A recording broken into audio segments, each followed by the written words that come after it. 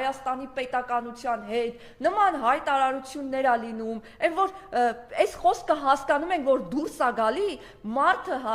այն մարդու բերանից, որ գիտի, որ դա կարող է իր կյանքի վերջի րոպեները լինի ու կյանքի վերջի վայրկյանները լինի, այս ուղերձն ենք մենք ստանում, այս աուդիո հաղորդումն ենք ստանում մեր հայրենակցին։ Նիկոլը մի հատ տեսանյութ ա տեղադրում, որ ինքը ավտոբուսով գործի ա եթում, գիտեք ինչ ա ուզում ասի, ուզում ա ասի հերս էլ ընգնի գերեզմանից դուրս գան գնի գերի, ով էլ ընգնի գերի, ես այս աթոռի համար պատրաստ եմ ցանկացած վիդեո նկարելու, պատրաստ եմ ցանկացած կապիկություն անելու, մեծ հաշվով ոտերից չի թե քանի գերի կա Բաքվի բանտում, ու այդ աուդիո զապիսներ չգնայիք գերի, այդ ա ուզում ասի, բա որ